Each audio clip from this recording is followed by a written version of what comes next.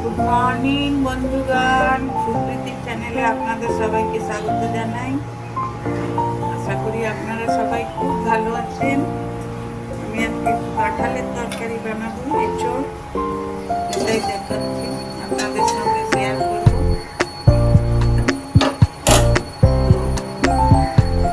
কড়াইয়ে সরষের তেল দিলাম। কাঁঠালের তরকারি জানেন এর নামই গাছ কাঁঠাল, ওই জন্য একটু তো তেল দিতেই হবে। বেশ 5-6 চামচ মতো তেল দিলাম, সরষের তেল। আমি সরষের তেলেই কাঁঠালের তরকারিটা বানাই। তেলটা গরম হলে একটু দেব জিরে, শুকনো লঙ্কা আর তেজপাতা। একটু জিরে দিলাম, দুটো শুকনো লঙ্কা দিলাম, তেজপাতা দিলাম।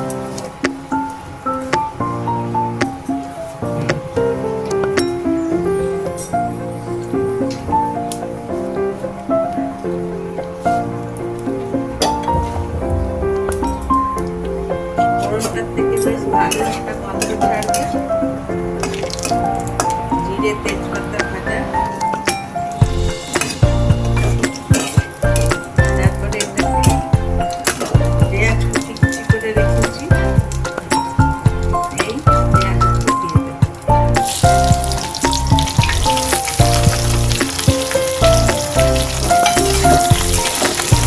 পেঁয়াজগুলোকে বেশ লাল লাল করে ভেজে নেব।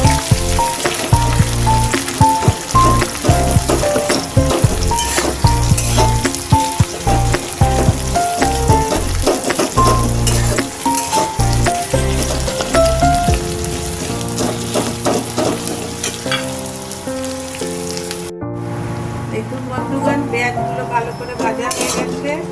এবারে আলুগুলো দিয়ে দেবো, আর আলুগুলোকে সুন্দর করে ভেজে নেব লাল লাল করে। কাঁঠাল তো সেদ্ধ করা আছে। দেখুন বন্ধুগণ, আলুগুলো ভাজা হয়ে গেছে। আমি এখানে একটা মশলা বানিয়ে রেখেছি।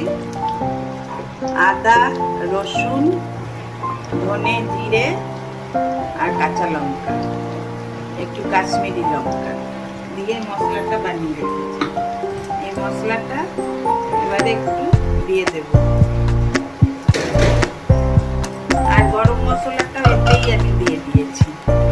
আমি একটা বড় এলাচ, দুটো ছোট এলাচ, 4টে লবঙ্গ আর 4টে গোলমরিচ আর এক টুকরো দারচিনি, এই দিয়ে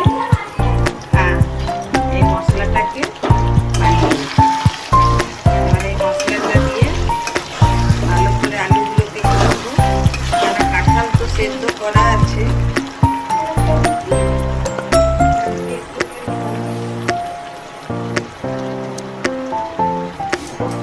ये उनका ऐसा बैठता है ना छोटू की हमें तो दिया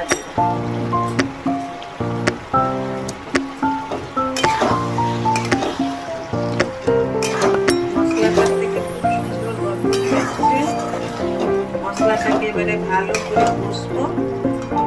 তারপরে এই যে কাঁঠালগুলো সেদ্ধ করে রেখেছি, দেখুন এই কাঁঠালগুলো দিয়ে দিয়ে আবার কষবো।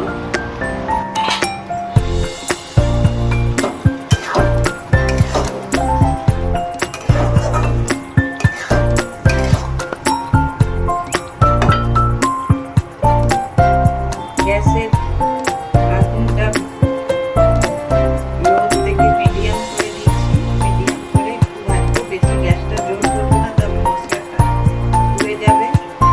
মিডিয়াম আছে মশলাটাকে ভাজবো।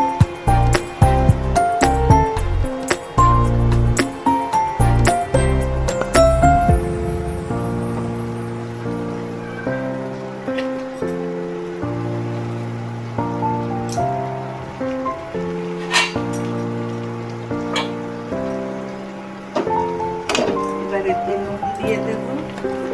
আমি যে মশলাটা বানিয়েছিলাম তো হলুদও আমি দিয়ে দিয়েছিলাম,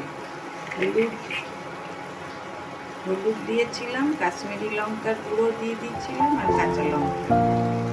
নুনটা দিয়ে দিলাম, নুন বেশি দেব দেবো না, কেননা নুন হলুদ দিয়েই ওইটাতে সেদ্ধ করেছিলাম। নুন বেশি দেবো না, মশলার মতো আদা দিয়ে মশলাটাকে ভালো করে কষে নিয়ে তারপরে আপনাদের দেখাচ্ছি।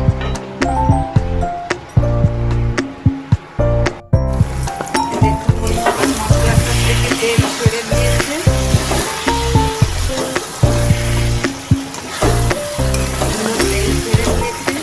এবারে কাঁঠালগুলো আমি আস্তে আস্তে দিয়ে দেবো।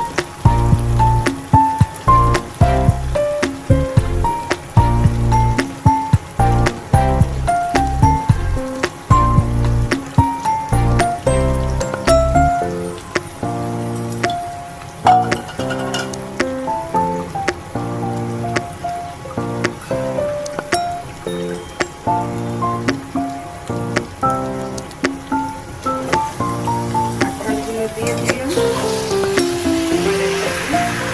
ভালো করে আবার কাঁঠালের সঙ্গে মশলাটা দিয়ে ভালো করে কষবো।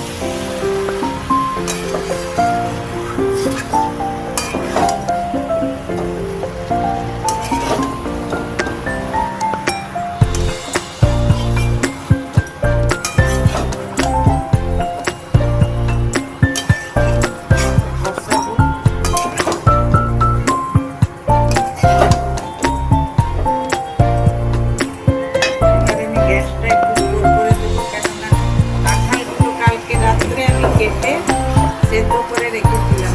সকালবেলা আসলে হয় না, ছোট বাচ্চা আসতে পারে, এই জন্য সকালবেলা কেটে তারপরে রান্না করতে হয় না, যেন রাত্রিবেলা কেটে সেদ্ধ করে ফ্রিজে রেখে দিয়েছিলাম।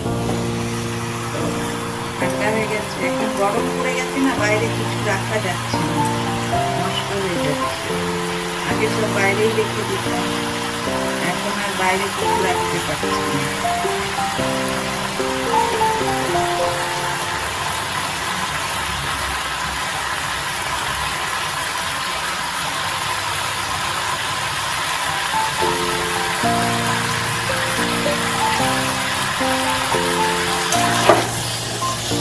কালারটা দেখি কি সুন্দর হয়েছে। যে কাশ্মীরি লঙ্কার গুঁড়ো দিচ্ছি না, একদম মনে হচ্ছে কাশ্মীরি লঙ্কা।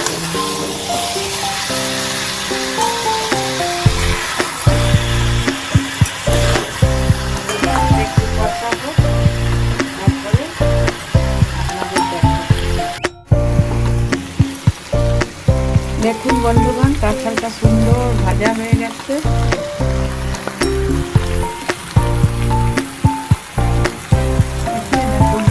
মতন কষা হয়ে গেছে, মশলা পুরো খুব সুন্দর মিশে গেছে। এবারে আমি এই মিক্সির পট ধোয়া জলটা দিয়ে দিলাম।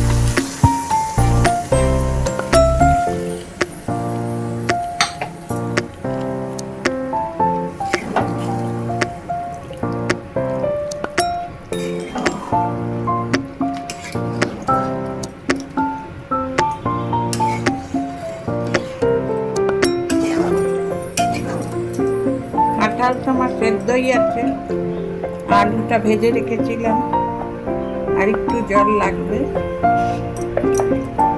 আর একটু জলও দিয়ে দেব।